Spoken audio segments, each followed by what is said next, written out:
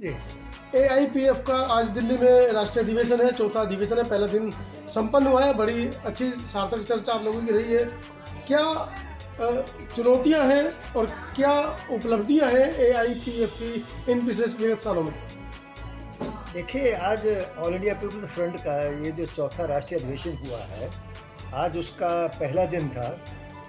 आज के सत्र में पार्टी की उपलब्धियों के बारे में चर्चा की गई और उसके साथ एक सबसे महत्वपूर्ण बात ये है कि पार्टी का राष्ट्रीय राजनीतिक स्थिति पर क्या व्यू है, क्या उसकी दृष्टि है, इस पर चर्चा की गई है, जो कि बहुत महत्वपूर्ण है।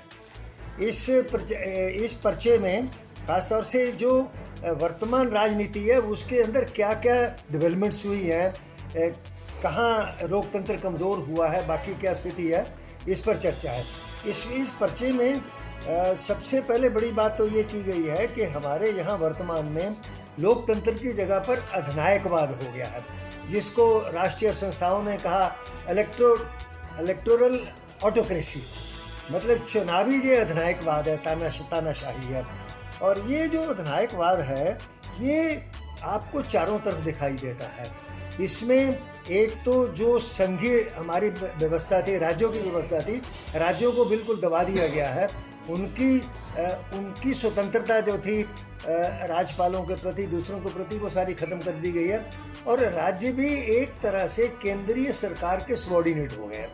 ये संघीय व्यवस्था के लिए मतलब ये अच्छी स्थिति नहीं है।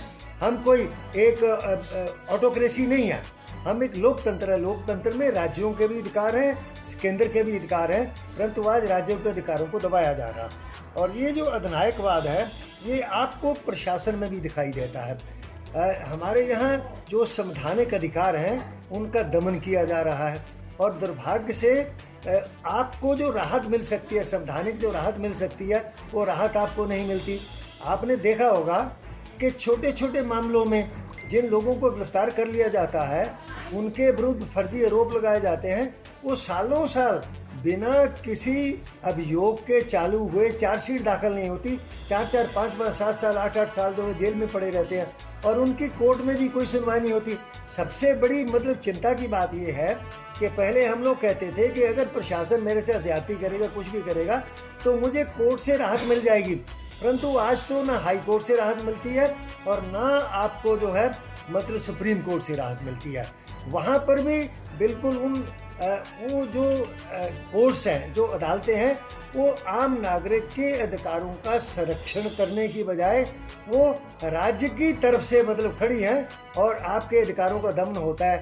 जैसे जमानत की बात है, जब ये कहा जाता है कि जो bail is a rule and jail is an exception, मतलब जेल तो बहुत कम जाना चाहिए, आपको ज़मानत मिलनी चाहिए, परंतु आपको ज़मानत नहीं मिलती। मैं अपनी उदाहरण बताता हूँ। मैं 2019 में गिरफ्तार किया गया और मुझे 3 हफ्ते के बाद जाकर ज़मानत मिली। वो भी मिल गई, वरना अगर वो रिजेक्ट हो जाती मुझे फिर हाई कोर्ट में जाना पड़ता और 2-4-6 महीने तो आराम से वहाँ रहने को पड़ता। आप तो प्रशासनिक अधिकारी थे, सारे हथकंडे आप जानते हैं, फिर कैसे आप इन चक्रों में आ गए? वो देखिए, वर्तमान में जो सरकार है वो किसी के प्रति उसका कोई नरमी या वो बात नहीं। जो भी उसका विरोध करता है उसकी नज़र में वो सरकार का विरोधी है और सरकार उसको फिट करना जानती है कि इसको कैसे फिट करना है। मैं तो सारे कायदे कानून जानता था, क्या गिरफ्तारी होती है। मेरे साथ भी बिल्कुल वैसा ही व्यवहार किया गया जैसा एक आम रिक्शा वाले के साथ किया जाता है। आपको घर से ले जाएंगे, सवेरे ले जाएंगे और आपकी गिरफ्तारी शाम को 7 बजे जो किसी पार्क से दिखा देंगे, मेरे घर से 6 किलोमीटर दूर दिखा देंगे। हम भी सहयोगी रहे उसमें आपके साथ। हाँ, ये मतलब मैं बता रहा हूँ कि आज प्रशासन कितना अधिनायकवादी हो गया। इसकी वजह क्या है, कारण क्या है? आप लगातार प्रचार प्रसार कर रहे हैं, सफल नहीं हो पा रहे। इसका देखिए मुख्य कारण तो ये है कि पहले जो सरकारें थी वो इतना अधिनायकवादी रवैया उनका नहीं था। पुलिस का रोल तो हमेशा से ऐसा ही रहा है, आम लोगों को दबाना, और पुलिस ही सबसे ज़्यादा कानूनों का उल्लंघन करती है और उसमें कुछ रोक रहती थी कि भाई आप अदालत चले जाएंगे। परंतु आज ये हो गया कि वो सरकार ने उनको खुली छूट दे रखी है। वो सही करे, गलत करे, कानून का उल्लंघन करे, उनकी कोई जवाबदेही नहीं है और किसी के प्रति उनका उत्तरदायी नहीं है और अदालतें भी उसमें कोई दखल नहीं देती है। क्या रास्ता क्या है, बचेंगे कैसे? पढ़ रास्ते क्या हैं, बचेंगे कैसे इन सब चीज़ों से? रास्ता ये है कि एक तो हमें अधिनायकवाद के खिलाफ लड़ना होगा, जो सरकार एक ऑटोक्रेटिक बन रही है उसके खिलाफ लड़ना होगा, लोगों को जागरूक करना होगा कि आपको अपने अधिकारों के लिए लड़ना है। और दूसरा जो सबसे बड़ी बात ये है कि वर्तमान सरकार ने जो हमारी संस्थाएं थी, जो संरचना थी, उसमें पूरे का पूरा कब्जा कर लिया है। आप देखिए कि जो सुप्रीम कोर्ट है, अदालतें हैं, उनके ऊपर उनका कब्जा है। और उसके बाद जो है आप देखें कि मीडिया का पूरा बाजारीकरण हो गया है। मीडिया वैसे तो वो उस पर एडवर्टाइजमेंट पे करता था, परंतु आजकल तो पूरे का पूरा उसी पे निर्भर कर सरकार इतना ज़्यादा पैसा एडवर्टाइजमेंट में देती है कि मीडिया को विरोध करके उसका घाटा है, इसीलिए वो उसके पक्ष में बोलता है। अब तो आपकी वैकल्पिक मीडिया खड़ी हो गई है, उसको सपोर्ट कीजिए। नहीं, देखिए, वैकल्पिक मीडिया जो है वो ठीक है, उसकी उसको बिल्कुल सपोर्ट की जानी चाहिए, क्योंकि वर्तमान में वही हमारे हाथ में एक साधन है जिसके माध्यम से हमारी आवाज़ जा सकती है। वो अलग बात है कि वो आवाज़ कितनी दूर तक जाती है, पर वो एक विकल्प हमारे सामने ज़रूर है। तो जो वैकल्पिक मीडिया है उसको सपोर्ट किया जाना चाहिए। और दूसरा ये है कि सरकार सख्त से सख्त कानून बना रही है जिनको ब्लैक लॉज कहते हैं, और उनका गलत इस्तेमाल किया जाता है। जो पहले कानून थे उनको भी और ज़्यादा कड़ा कर दिया गया है, जैसे यूएपीए था या ईडी था या दूसरे थे, सीबीआई थी, उनको एक हद से ज़्यादा अधिकार दे के जो है, एक तो सरकार ने उनको सबको अपने कब्जे में कर लिया, और दूसरा उसका जो दुरुपयोग है वो राजनीतिक विरोधियों के खिलाफ किया जाता है या सरकार के जो विरोधी हैं उनके खिलाफ किया जाता है। तो इसके खिलाफ हम लोगों को जागरूकता फैलानी है और लड़ना है, अदालत में लड़ना है और सड़क पे लड़ना है। और इसके अलावा एक बड़ी बात ये हो गई है कि आप जो कह रहे थे कि कैसे इससे बचा जा सकता है, उसके लिए ज़रूरी है जो स्थानीय स्वशासन है उसको मजबूत करना। ये जो लोअर रैंक्स है हमारे पालिकाएं, नगर पालिकाएं, पंचायतें, ये जो जिला परिषद है, उसको मजबूत करेंगे तो वो इसके खिलाफ हमारी बात को बड़ी जनता में ले जा सकते हैं, लोगों को जागरूक कर सकते हैं। और दूसरा ये है कि जो आर्थिक संसाधन है उनका लोकतंत्रीकरण होना चाहिए। और वर्तमान में जितने आर्थिक संसाधन है वो सब सरकार के हाथ में है सब। अब वो जिसको चाहे एडवर्टाइजमेंट दे, जिसको चाहे नहीं दे, जिसको चाहे फ़ायदा पहुंचा दे, जिसको नहीं पहुंचाना नहीं पहुंचाए। तो तीसरा ये है कि जो ट्रेड यूनियन है, जो सामाजिक संगठन है, जो जन आधारित संगठन है, उनको सबको पुनर्जीवित करना होगा, उनको और ज़्यादा मजबूत और सक्रिय करना होगा।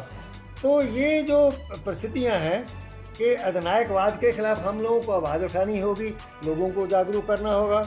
और दूसरा ये जो वर्तमान इनकी जो राजनीति है, जो धर्म और पैसे की राजनीति है, जो कारपोरेट और ये पॉलिटिकल पार्टीज मिलके जो सब सरकार बना रही है। और पहले तो क्या होता था कि जो सरकारें थी वो कारपोरेट को पोषण करती थी, तो कारपोरेट उनकी चंदे के रूप में पैसा देता। अब तो ये हो गया कि कारपोरेट इतने मजबूत हो गए हैं कि वो सरकार चलाते हैं, वो सरकार को दिशा निर्देश देते हैं कि कौन प्रधानमंत्री बनेगा, कौन फाइनेंस मिनिस्टर बनेगा, और उनके कहने से बनते हैं। और कौन सी खनिज नीति आपकी बनेगी, कौन सी आपकी पावर नीति बनेगी, ये सारी कारपोरेट तो आपके पास भी हैं, आप यूज क्यों नहीं करते उनको? पर कारपोरेट तो आपके पास भी हैं, आप यूज क्यों नहीं करते उनको इस तरीके से? नहीं, देखिए, आप कारपोरेट का आप अगर इस्तेमाल करेंगे, आप जिसका खाएंगे तो उसके खिलाफ आप कैसे बोलेंगे? इसीलिए बाबा साहब ने ये कहा था कि ये जो कारपोरेट या सरकारी, ये जो पब्लिक सेक्टर अंडरटेकिंग या जो प्राइवेट सेक्टर है, वो किसी भी पॉलिटिकल पार्टी को पैसा उसे नहीं देना चाहिए। ये प्रतिबंध होना चाहिए कि कोई भी इंडस्ट्री जो है वो नहीं करेगी, क्योंकि अगर वो इंडस्ट्री से पैसा लेंगे तो सरकार उनके एहसान तले आएगी और फिर सरकार को उनको लाभ पहुंचाने की नीतियाँ बनानी पड़ेंगी, या वो नीतियाँ अपने लाभ के लिए बनाएंगे। तो ये जो एक बिंदु है कि जो इलेक्शन है, इसकी फंडिंग जो है सरकारी तौर पे होनी चाहिए, उसके सीमा होनी चाहिए। जितना सरकार करेगी उसके अंदर ही आपको चुनाव लड़ना पड़ेगा, और अदरवाइज आपने तो अच्छा। जो सबसे बड़ी बात ये है कि वर्तमान में जो सरकार है, जो अधिनायकवादी है, जो हिंदू राष्ट्र बना रही है, ब्राह्मणवाद को पुनर्स्थापित कर रही है, इसको पुराने तरीकों से नहीं लड़ा जा सकता। इसके लिए आपको एक नई राजनीति खड़ी करनी होगी, लोगों को नए तरीके से जागरूक करना होगा, ताकि इसके पीछे कौन है उसको पहचान सके और ये कैसे काम कर रही है, धर्म का कैसे इस्तेमाल कर रही है, सेकुलरिज्म को ख़त्म कर दिया। तो इन सब के खिलाफ एक नई वैकल्पिक राजनीति खड़ी करने की जरूरत है, और यही वैकल्पिक राजनीति और नया राजनीतिक विचार ये जो है खड़ा करने का हम लोग ऑल इंडिया पीपल्स फ्रंट की तरफ से कोशिश कर रहे हैं। हिंदू राष्ट्र बनाने जा रहे हैं लोग, आप लोग मौन हैं, कोई बयान ही नहीं दे रहा उसके ऊपर। हम लोग बराबर लिखते हैं हिंदू राष्ट्र के खिलाफ। बाबा साहब ने कहा था, हम इस सिद्धांत पे चलते हैं, बाबा साहब ने कहा था केवल चुनाव जीतना राजनीतिक पार्टी का मुख्य काम नहीं होता। राजनीतिक पार्टी का मुख्य काम होता है आम जनता को राजनीतिक तौर पर शिक्षित करना। तो हमारी जो मुख्य भूमिका वर्तमान में है, हम आम जनता को राजनीतिक तौर पर शिक्षित करने का प्रयास कर रहे हैं। आज का ये सम्मेलन या हमारी जो छोटी मोटी पैम्फलेट पुस्तिकाएं हैं, इसके माध्यम से हम एक नई राजनीति खड़ी करने की कोशिश कर रहे हैं और नई नीतियां हम ला रहे हैं। रोजगार के बारे में देखिए, कहा जाता है कि सरकार इतनी बड़ी बेरोजगारी है, हर एक साल बढ़ रही है, सरकार सबको नहीं देती। हम कहते हैं कि आप रोजगार को मौलिक अधिकार बनाओ, सरकार कहती है हमारे पास पैसा कहाँ है। तो बहुत सारे अर्थशास्त्रियों ने, जैसे मॉर्निंग में अरुण कुमार जी आए थे, इन्होंने ये रखा है कि आप जितने बिलियनर हैं, जो खरबपति हैं, जो सुपर रिच हैं, उनके ऊपर आप टैक्स लगा दीजिए, आपके पास इतना पैसा आ जाएगा, आपका एम्प्लॉयमेंट फाइनेंस हो सकता है, आप बेरोजगारी भत्ता दे सकते हैं, मनरेगा चल सकता है, शिक्षा चल सकती है। हम लोगों के बीच में ये ला रहे हैं कि सरकार जो बहाने बना के आपको टाल देती है, हम उन बहानों को बंद करें और लोगों को कहें कि आप इसका दबाव बनाइए, इसका फूट आप लोगों में इतनी है, सरकार बनाने का एजेंडा ही किसी के पास नहीं है, सब में फूट पड़ी है। काशीराम जी के एजेंडे से 4 बार आप लोगों ने सरकार बनाई उत्तर प्रदेश में, आगे भी बना सकते हैं, लेकिन फूट का क्या करें? देखिए ऐसा है, सरकार बनाना बहुत महत्वपूर्ण नहीं है, महत्व है कि आपकी नीतियां क्या है, आपका एजेंडा क्या है। अब काशीराम जी ने 4 बार सरकार बनाई, तो उत्तर प्रदेश के दलितों का क्या विकास होगा, मुझे बता दीजिए जरा। मैंने एक अध्ययन किया था जो सेंसस से मिलता है, उसमें मैंने ये देखा था उत्तर प्रदेश के दलित बिहार के दलितों से भी बहुत मामलों में पीछे है, राजस्थान के दलितों से भी बहुत मामलों में पीछे।